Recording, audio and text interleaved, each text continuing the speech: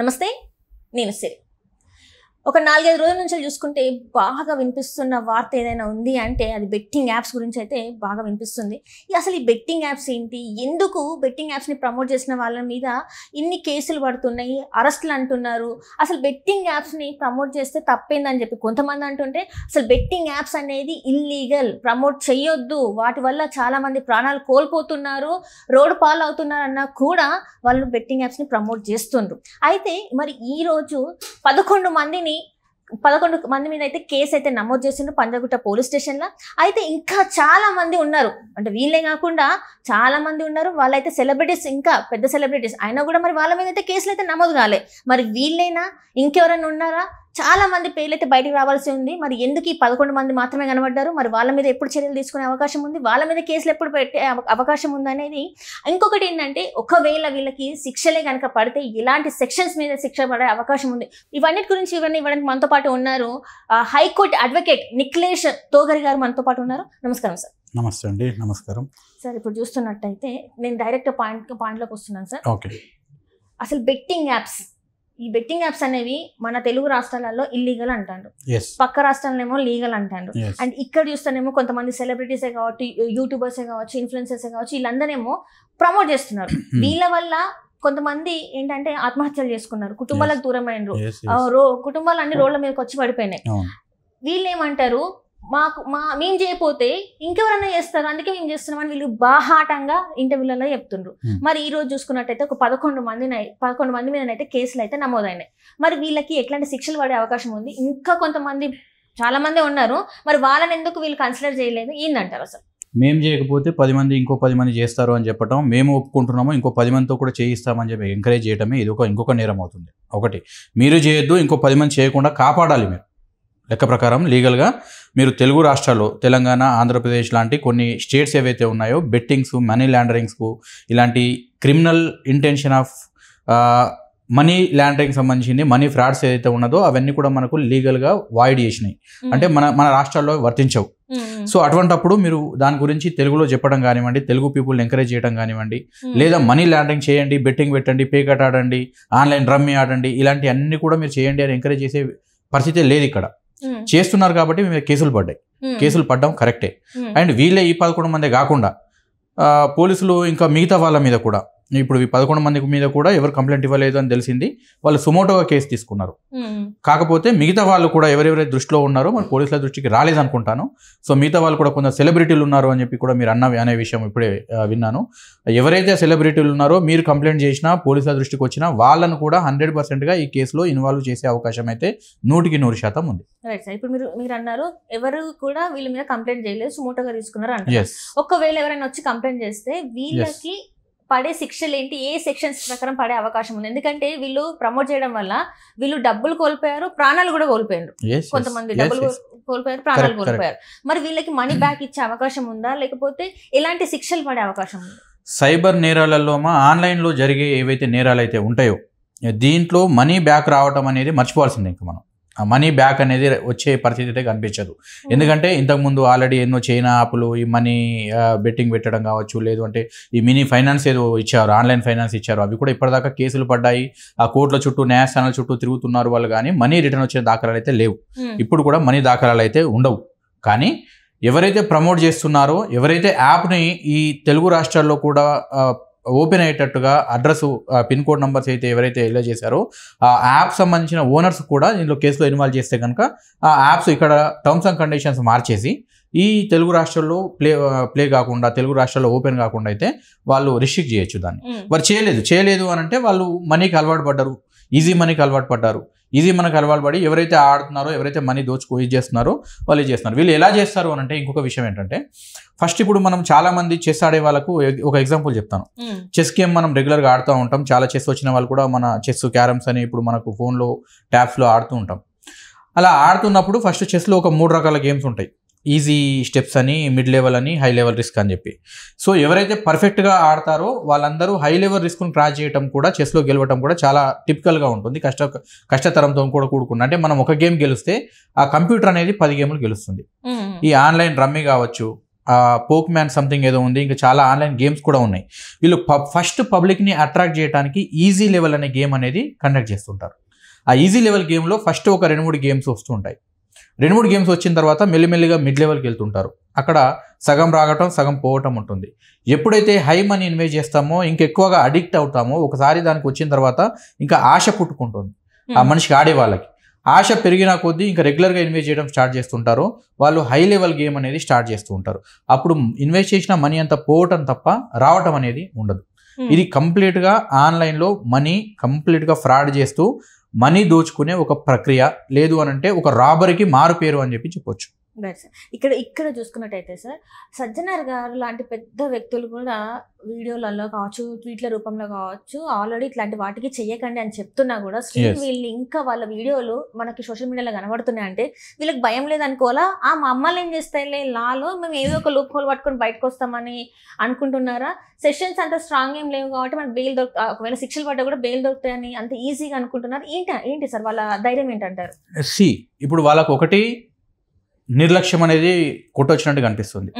శిక్షలు పడతాయిలే అని చెప్పి ఏదో భయం ఉంటుంది అంశం కాదు. ఇప్పుడు దాకా వీళ్ళు పెట్టిన కేసులో ఎఫ్ఐఆర్లు కూడా సెక్షన్లు కూడా ఓన్లీ 1 year శిక్షలు పడే సెక్షన్స్ కానివ్వండి, రెండోసారి ప్రమోట్ చేసినప్పుడు రెండోసారి చేసినప్పుడు not more than 2 years punishment, imprisonment punishments కానీ ఇలాంటి సెక్షన్ మాత్రం పెట్టడం జరిగింది.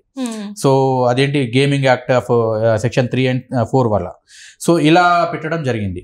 కానీ దీంట్లో సీరియస్ అఫెండర్స్ ఏవైతే కనిపిస్తున్నాయో వాళ్ళకి ఇంకా భయపెట్టేలాంటి ఏవైతే సెక్షన్స్ ఉన్నాయో అవి పెట్టలేరు. ఓన్లీ ఇప్పుడు క్రిమినల్ ఏబిలిటీకి సంబంధించింది ఒకటి పెట్టినట్టున్నారు, సైబర్ క్రైమ్కి సంబంధించింది ఒకటి పెట్టినట్టున్నారు, కన్జ్యూమర్ ప్రొటెక్షన్కి సంబంధించింది పెడితే అంటే దీన్ని ఇప్పుడు ఎట్లా ఉంటుందంటే, ఇప్పుడు ఆన్లైన్లో మీరు ఒక గేమ్ ఆడుతుంటారు. గేమ్ ఆడిన వారు ఎవరైతే నష్టపోయిన వాళ్ళు ఉన్నారో, ఇప్పుడు ఇందాక మీరు అన్నారు మనీ రిటర్న్ వచ్చే అవకాశం ఉంటుందని.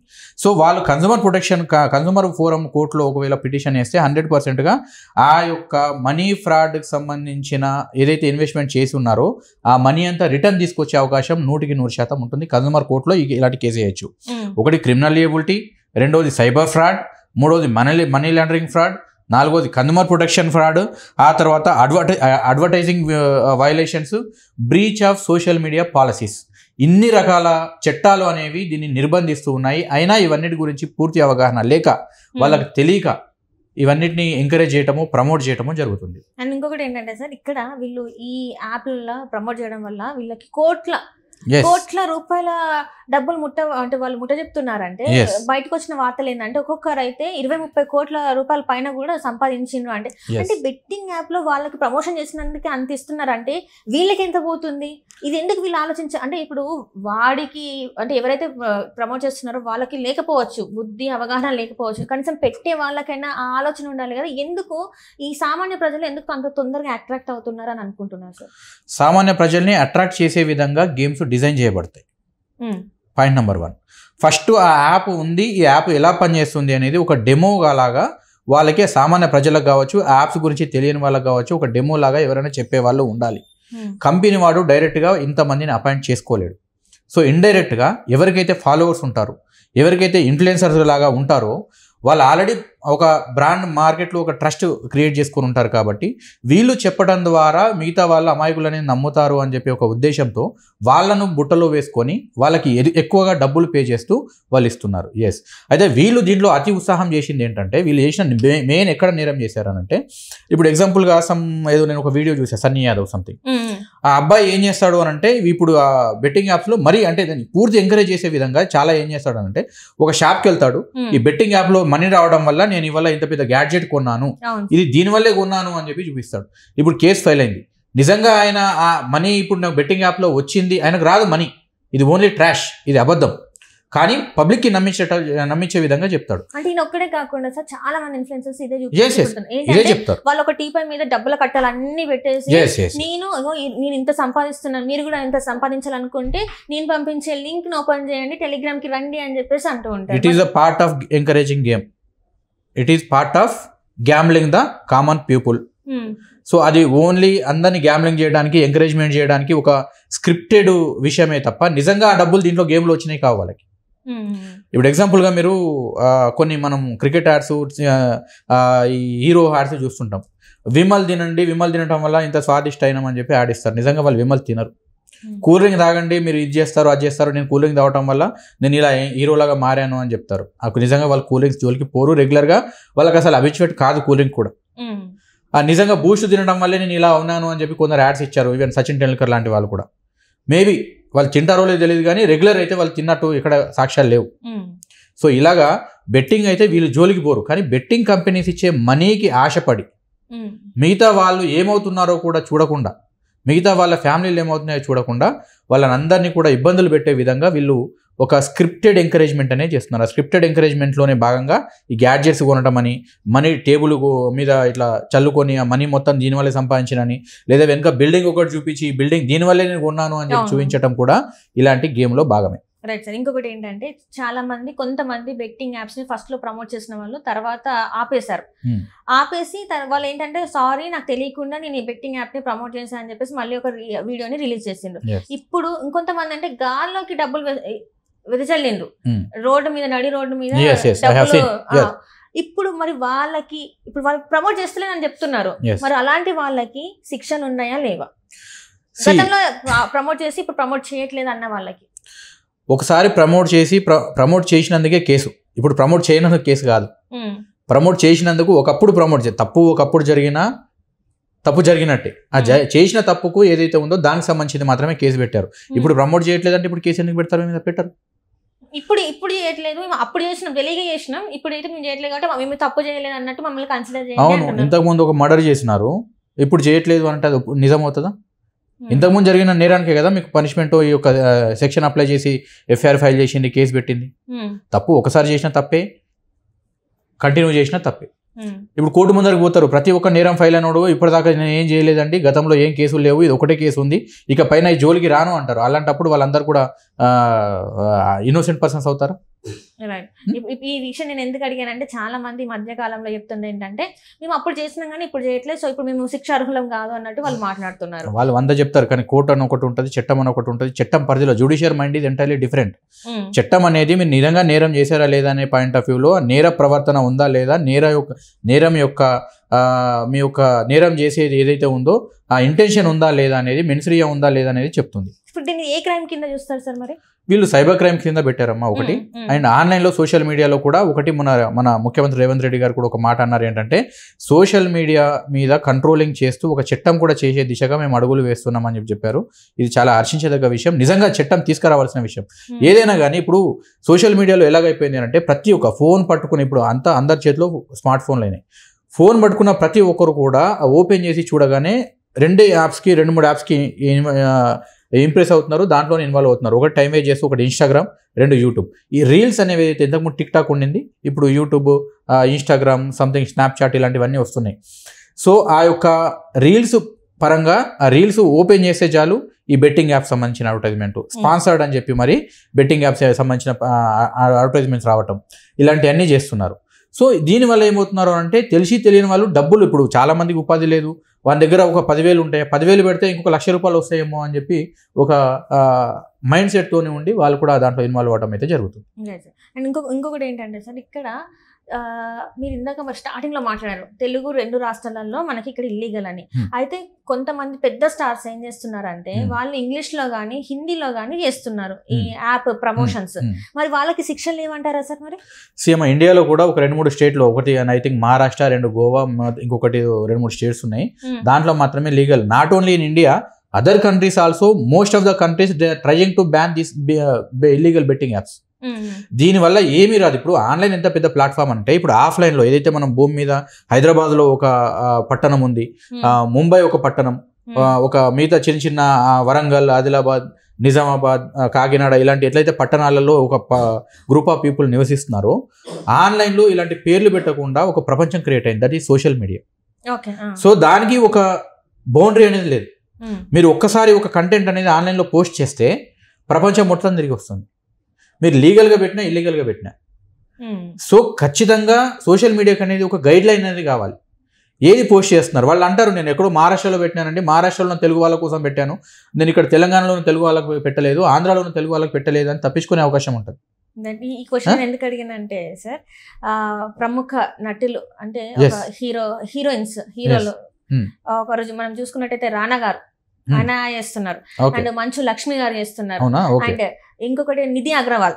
ఇప్పుడు మన పవన్ కళ్యాణ్ తో ఒక సినిమా కూడా వస్తుంది, హరిహర వీరమల్లు. వీళ్ళు వేరే భాషలో చెప్తున్నారు. మీరు అంటున్నా తెలుగులో మనకి ఇల్లీగల్ కాబట్టి వీళ్ళు వేరే భాషలో చెప్తున్నారు. మరి వీళ్ళకి శిక్ష అర్హులు కాదంటే? తెలుగులో ఇల్లీగల్ అని చెప్పాను కానీ తెలుగు వాళ్ళకి హిందీ రాదని చెప్పలేదు, తెలుగు వాళ్ళకి ఇంగ్లీష్ రాలేదని చెప్పలేదు. సో అప్పుడు వాళ్ళు హిందీలో చెప్పిన వేరే భాషలో చెప్పిన భాష ఇక్కడ తెలంగాణలో ఆంధ్రాలో నివసించే వారికి రావచ్చు, లేదా వాళ్ళు చెప్పింది ఒకటమ్మా. ఒకటి ఆన్లైన్లో దాని టర్మ్స్ అండ్ కండిషన్ తెలుసుకోకుండా మనీ ఫ్రాడ్కి సంబంధించిన ఏ గేమ్నైనా ఏ చర్యనైనా ప్రమోట్ చేయడం అనేది నేరం. 100%గా వాళ్ళు నిజంగా ప్రమోట్ చేసి ఉంటే వాళ్ళ మీద కూడా ఎఫ్ఐఆర్ చేయాలి. అప్పుడే సామాన్య పబ్లిక్ కూడా వాళ్ళకి నమ్మకం వస్తుంది న్యాయ వ్యవస్థ మీద, పోలీస్ వ్యవస్థ మీద. నేను ఎందుకు అడిగానంటే సార్, ఇందాక మనం మాట్లాడుకున్నట్టు ఇది ఒక చిన్న లూప్ లాగా దొరికి మేము తెలుగు రాష్ట్రాల్లో చేయలేదు కదా, మేము పక్క రాష్ట్రాల్లో చేస్తున్నాం కాబట్టి మేము దీనికి కాదు అని చెప్పేసి తప్పించుకునే ప్రయత్నం చేసే అవకాశం ఉంది కదా, అందుకే దీని మీద ఏమైనా యాక్ట్ ఉందా లేదా, మరి వీళ్ళు తప్పించుకునే అవకాశం ఉందా లేదా అని అడుగుతున్నాను. సోషల్ మీడియాకు స్పెషల్ యాక్ట్ ఇప్పటిదాకానైతే ఎనాక్ట్ చేయలేదు, ఇక పైన చేస్తే హ్యాపీ, రైట్. కాకపోతే ప్రాసిక్యూషన్ మాత్రం జరుగుతుంది. వాళ్ళు కోర్టుకి వెళ్లాల్సిందే, ఆ కోర్టు యొక్క కేసు ఫేస్ చేయాల్సిందే, వాళ్ళ యొక్క కాన్సిక్వెన్స్ ఏవైతే ఉన్నాయో అవి చేయాల్సిందే. ఇక పైన వాళ్ళు ప్రమోట్ చేసేటప్పుడు మాత్రం జాగ్రత్తగా ఉండాల్సిందే. రైట్. ఇంకొకటి ఏంటి అంటే సార్, సజ్జనర్ లాంటి గారు వాళ్ళు ఎట్లా అంటే ఇంత పెద్దగా చేస్తున్నారు. ఇంకొకటి ఏంటంటే నా అన్వేష్ కూడా వీడియోస్ చేసి ఇంతమంది చాలా మంది పేర్లు బయట తీసుకొని ఇదంతా చేసే బదులు ఒక టిక్ టాక్ అనే యాప్ని బ్యాన్ చేసినట్టు ఇలాంటి యాప్స్ని ఎందుకు బ్యాన్ చేస్తలేరు, వీళ్ళని చెయ్యొద్దు అని చెప్పే బదులు అసలు ఆ యాపే లేకుండా పోతే వీళ్ళు అసలు ప్రమోటే చేయరు కదా. Exactly the good question it is. అసలు ఈ యాప్సే లేకుండా చేస్తే సెంట్రల్ గవర్నమెంట్ నుంచి ఒక జస్ట్ ఇదంతా పార్లమెంట్ మన అసెంబ్లీలో ఒక బిల్లు పెట్టో లేకపోతే ఇంకేదైనా చేసో ఇక్కడ జరిగే చాలా ఎన్ని ప్రాణాలు పోతున్నాయి, ఎన్ని కుటుంబాలు రోడ్డు పాలవుతున్నాయి, ఇవన్నీ కూడా మొత్తం కేంద్రం దృష్టికి తీసుకెళ్ళి మన ఇన్ఫర్మేషన్ అండ్ బ్రాడ్కాస్టింగ్ మినిస్ట్రీకి ఒకటి మనకు మెమో సబ్మిట్ చేస్తే దీని ఒక డ్రాఫ్ట్ తీసుకుపోయి సబ్మిట్ చేసి ఈ యాప్స్ని బ్యాన్ చేయండి అని చెప్పడం అన్నిటికీ సరిపోయేటట్టు ఒకే ఒక మంచి మార్గం. సో అది చేస్తుంది గవర్నమెంట్ అనేది, ప్రతి ఒక్క గవర్నమెంట్, స్టేట్ గవర్నమెంట్ కూడా చేయాలి. నిజంగా వాళ్ళ పబ్లిక్ మీద ప్రేమ ఉంటే, వాళ్ళ యువత చెడిపోవద్దు, వాళ్ళ యొక్క రాష్ట్రంలో యువత చెడిపోవద్దు, వాళ్ళ యొక్క ఏరియాలో కనుక చదువుకున్న వాళ్ళు కూడా చెడిపోవద్దు, మంచి అమాయకులు చెడిపోవద్దు అనే ఒకవేళ సదుద్దేశం ఉంటే దీని మీద ఒక చట్టం చేసి ఒక డ్రాఫ్ట్ తయారు చేసి వాళ్ళు గవర్నమెంట్కి పంపించడం, సెంట్రల్ గవర్నమెంట్కి పంపించడం, ఈ యాప్నే లేకుండా తీసేయడం అనేది ఉత్తమమైన మార్గం. ఇంకొక కొన్ని న్యూసెస్ ఏంటంటే మన లోకల్ బాయ్ నానిని అరెస్ట్ చేశారు. ఆయనకి 20 ఏళ్ల జైలు శిక్ష, మిగతా వాళ్ళకి కూడా 20 ఏళ్ల జైలు శిక్ష అంటున్నారు. మీరు అంటేనేమో సోషల్ మీడియా దాని మీద యాక్ట్ రాలే అంటున్నారు. మరి ఆ లోకల్ బాయ్ నానికి 20 ఏళ్ల జైలు శిక్ష పడినట్ట అసలు ఏంటంటే ఈ మనీ ఫ్రాడింగ్ కేసులు ఇప్పుడు ఆన్లైన్ బెట్టింగ్ ప్రమోషన్ సంబంధించిన 20 ఏళ్ల శిక్ష కేసులు అయితే ఎక్కడైతే కనిపించలేదమ్మా, ఇక్కడ ఓన్లీ 1 or 2 years, అది కూడా రెండోసారి చేసిన వాళ్ళకు నాట్ మోర్ దెన్ 2 years అనేది అయితే ఇస్తుంది. కాకపోతే ఏంటంటే దీంట్లో కొన్ని సెక్షన్స్ వాళ్ళు మరి ఏ సెక్షన్స్ దేని ప్రకారం మనీ లాండరింగ్ పెట్టారా, గేమింగ్ యాక్ట్ ప్రకారం పెట్టారా, సైబర్ ఫ్రాడ్ ప్రకారం పెట్టారా, క్రిమినల్ లేబిలిటీని అప్లై చేశారా, లేకపోతే సోషల్ మీడియా పాలసీస్ని వయలేట్ చేసినందుకు పెట్టారా, information technology act IT act ప్రకారం పెట్టారా అనేది మనకు 100% మన దగ్గర క్లారిటీ లేదు. సో అది పెడితే ఒకవేళ అది ఏదైనా పెడితే ఇది ఏది పెట్టినా కానీ ఇది police can arrest without any warrant. ఈ కేసులలో అయితే ఇప్పుడు వాళ్ళు పెట్టిన నాకున్న ఇన్ఫర్మేషన్ ఏంటంటే without warrant police can arrest. వాళ్ళు ఏంటంటే హైకోర్టుకి వెళ్ళో లేకపోతే దగ్గరలో ఉన్న వాళ్ళకు కన్సర్న్ కోర్టుకి వెళ్ళో బెయిల్ అయితే అప్లై చేసుకొని బయటపడాల్సిందే తప్ప తర్వాత కేసు ఫేస్ చేయాల్సిందే తప్ప 20 ఏళ్ల పనిష్మెంట్ ఉన్న కేసులు అయితే కావు. ఓన్లీ 1 or 2 years మాత్రమే, not more than 1 or 2 years అంతే అంటారు. సో కఠిన శిక్షలు లేవు కాబట్టి ఈ రోజు వీళ్ళు ఇంత లిబర్టీ తీసుకొని ఇట్లా చేస్తున్నారు అనుకోవచ్చు. భయం అనేది లేదు, అంత దారుణమైన కఠిన శిక్షలు లేవు కాబట్టి వీళ్ళకి అంత భయం లేకుండా అయితే పోతుంది. ఖచ్చితంగా కదా సార్. ఎందుకంటే ఎవరైనా అంటే ఇప్పుడు పెద్దవాళ్ళు ఎవరో ఆ పోలీస్ డిపార్ట్మెంట్ సంబంధించిన వాళ్ళు చెప్తున్నారు కాబట్టి కొంచెం భయంతో చేయకుండా ఉంటున్నారు, కానీ మిగతా వాళ్ళు అయితే చేస్తున్నారు కాబట్టి సో వీళ్ళకి ఏంటంటే వీళ్ళకి కొంత అవగాహన ఉంది, శిక్షణ లాంటివి ఏం లేవు కాబట్టి మనం ఓకే మనం ఇంకా దీనికి ఇంకా ప్రొలాంగ్ చేయొచ్చు అని. నాకు తెలిసిన పోలీస్ డిపార్ట్మెంట్ ఇప్పుడు ఏదైతే కేసులు పెడుతున్నారో దీనికి పోలీస్ డిపార్ట్మెంట్ లో ఉన్న నా క్లయింట్లు కూడా బాధితులే. వాళ్ళు ఇల్లు అమ్ముకున్నారు, పొలాలు అమ్ముకున్నారు, ఆన్లైన్ బెట్టింగ్ అప్లై చేసి పోలీస్ డిపార్ట్మెంట్లో పనిచేస్తూ కూడా నా దృష్టికి వచ్చి వాళ్ళు భార్య పిల్లలు ఇబ్బంది పెడుతూ మళ్ళీ ఏమైందంటే వస్తుంది అనుకున్నా, ఈసారి పోయిన అమౌంట్ నెక్స్ట్ టైం వస్తుంది అనుకున్నాను అని చెప్పి ఆ దారుణమైన పరిస్థితికి తీసుకెళ్ళి ఏ రేంజ్కి పోయిందంటే ఇల్లు వాకిలి పొలాలు అమ్ముకునే పరిస్థితికి అయితే వచ్చింది. అంత దారుణంగా దీనికి భయంకరమైన అడిక్ట్ చేస్తున్నారు వాళ్ళని. ఆన్లైన్ బెట్టింగ్ యాప్స్ అనేవి. వీళ్ళకి తెలియదు, ప్రమోట్ చేసే వాళ్ళకు నిజంగా అంత జరుగుతుంది అనేది వీళ్ళకి తెలియకపోవచ్చు. చాలా మంది అడుగుతున్నారు సార్, ఎక్కడ చనిపోయినారు, ఎవరు చనిపోయిన అని చెప్పేసి మాట్లాడుతున్నారు. నా దగ్గర రమ్మని చెప్పండి, నేను చూపిస్తా ఎన్ని ఫ్యామిలీలు అయినాయని బ్యాంక్ స్టేట్మెంట్తో సహా చూపిస్తా. వాళ్ళు ఏ గేమ్లో పెడుతున్నారు, ఏ గేమ్లో ఎంత లాస్ అయ్యారు, ఈ సంవత్సరం ఎంత పెట్టారు, ఒక్కొక్కరు దాదాపు 20 లక్షలు 25 లక్షలు. ఇప్పుడు అంతెందుకు, ఇప్పుడు మన యూట్యూబ్ ఛానల్లో కూడా ఇప్పుడు అరెస్ట్ చేసిన కేసులు ఏవైతే దానికి సంబంధించిన మీలాంటి ఛానల్ వాళ్ళు ఎవరైతే యూట్యూబ్లో పెడుతున్నారో దాని కింద నేను 35 లక్షలు పెట్టుకున్నా, నా 30 లక్షలు పోయినా ఈ యాడ్ చూసి, 25 లక్షలు పోగొట్టుకున్న ఈ యాడ్ చూసి అని చెప్పి కమెంట్స్ కూడా రాస్తున్నారు వాళ్ళు. నా దగ్గర ప్రత్యక్ష సాక్ష్యం ఉంది ఏంటి, నా దగ్గర బ్యాంక్ స్టేట్మెంట్తో సహా ఆన్లైన్లో డబ్బులు పోగొట్టుకున్న రిపోర్ట్ ఉన్నది నా దగ్గర. ఎవరైనా అడిగితే కనుక దగ్గర కాంటాక్ట్ మీ అవి షో. రైట్. మరి మొత్తానికి ఏమంటారు సార్, మరి ఇప్పుడు వీళ్ళే కాకుండా పెద్ద పెద్ద వాళ్ళు ఉన్నారు, వీళ్ళని కఠిన శిక్షలు పడాలని మీరు అని కోరుకుంటున్నారా, లేకపోతే వీళ్ళని ఏం చేస్తే నెక్స్ట్ వాళ్ళు ఇది రిపీట్ చేయకుండా ఉంటారు, మీ సజెషన్ ఏంటంటారు అసలు? ఒకటి, ఈ యాప్స్ లేకుండా చేస్తే 100%గా ఒకటి మంచి న్యాయం అయితే జరుగుతుంది పబ్లిక్కి, రైట్? సో చాలా మంది ఎట్లా ఉంటారంటే, ఇప్పుడు మైండ్ సెట్ కూడా ఒక్కొక్కరు స్ట్రాంగ్ మైండ్ ఉంటుంది. ఇప్పుడు చాలా మంది ఎంత ఒక రాంగ్ రూట్లో పోవని చెప్పినా పోరు, ఒకరిది వీక్ మైండ్ ఉంటుంది, వాళ్ళు ఎంత పోవద్దు అని చెప్పినా పోతుంది. అంటే వీళ్ళ ఆలోచన విధానం అంటే మారకుండా ఉండాలి అని అంటే ఇలాంటి యాప్స్ అనేవి, ఆన్లైన్ యాప్స్ అనేది బ్యాన్ చేయడం అనేది ఒకటి పర్మనెంట్ సొల్యూషన్. వాళ్ళకి ఇప్పుడు ఈ ఇన్ఫ్లుయెన్సర్ ఈ రకంగా కాకపోతే ఇంకొక రకంగా పోయే అవకాశం ఉంటుంది. దొంగతనం చేసేవాడికి ఒక రూట్ ఏందమ్మా, ఒక రకంగా బ్యాన్ చేస్తే ఇంకొక ప్లాన్ వేసుకుంటాడు వాడు. ఆన్లైన్ బెట్టింగ్ కూడా అంతే కదా, ఒకదాని మీద ఒకటి ప్లాన్ వేసుకుంటూ ఏదో రకంగా పబ్లిక్ నుంచి మనీ లూట్ చేయాలి. అంటే ఇప్పుడు ఇక్కడ ఏంటంటే, ఇప్పుడు బెట్టింగ్ యాప్స్ అంటున్నారు, ప్రిడిక్షన్ యాప్స్ అంటున్నారు, ఇవి రెండు వేరంటారా సార్, రెండు సేమే అంటారా? ఒకే టైప్ ఆఫ్ అంటే మనీ లూటింగ్ యాప్స్ ఇవన్నీ కూడా. క్యాసినో కావచ్చు, ఈ మధ్య క్యాసినో కూడా ఒకటి అయింది. ఆ క్యాసినో కావచ్చు, ప్రిడిక్షన్ కావచ్చు, బెట్టింగ్ యాప్స్ కావచ్చు, రమ్మీ కావచ్చు, ఆన్లైన్లో ఇంకా మటకా లాంటి యాప్స్ కూడా ఉన్నాయి. ఈవెన్ క్రికెట్ 365 అని చెప్పి క్రికెట్ ఆడే దాంట్లో కూడా ఐపీఎల్ ఆడుతుంటే, ఇప్పుడు ఐపీఎల్ అప్కమింగ్ ఐపీఎల్ చూడండి ఎన్ని బెట్టింగ్స్ జరుగుతూ ఉంటాయి. ఇక్కడ ఒకడు మామూలుగా ఒకడు ఇది చేస్తూ ఉంటాడు, ఆ తర్వాత దీంట్లో ఈ నో బాల్ పడుతుంది, 1 లక్ష రూపాయలు బెట్, ఈ ఓవర్లు 10 రన్లు మాత్రమే కొడతాడు, 10 రన్లకి దాటదు, కావాలంటే 50,000 రూపాయలు పెట్టు. ఇలాంటివి మన కళ్ళ ముందు ఎన్నో ఆన్లైన్లో జరుగుతున్నాయి. ఎక్కడైతే ఆన్లైన్లో ఒక ప్రపంచం క్రియేట్ అయిందో దాన్ని అడ్డుకునే వ్యవస్థ అనేది లేకుండా పోయింది. ఆన్లైన్లో అడ్డుకున్న వ్యవస్థ లేకపోవడంతోనే ఇట్లాంటి దొంగలకి ఇంత దారుణమైన రూట్స్ దొరుకుతున్నాయి వాళ్ళకి. సో మొత్తంగా మీరు ఇప్పుడున్న ఈ యూత్కి కావచ్చు, ఈ గేమ్స్ని ఎంకరేజ్ చేస్తున్న వాళ్ళకి కావచ్చు, గేమ్స్ని డబ్బులు పెట్టే వాళ్ళకి మీరేం చెప్తారు? 2 సలహాలు చెప్తాను. ఒకటి, ఈజీ మనీ నమ్మొద్దు, ఈజీ మనీ వస్తుంది అని అంటే నమ్మొద్దు. రెండోది, ఫస్ట్ చెప్పిన పాయింట్ని మర్చిపోవద్దు. Right sir. Thank you so much sir, మీరు మా కోసం మా స్టూడియోకి వచ్చేసి ఈ బెట్టింగ్ యాప్స్ గురించి ఇంత చక్కగా వివరించారు.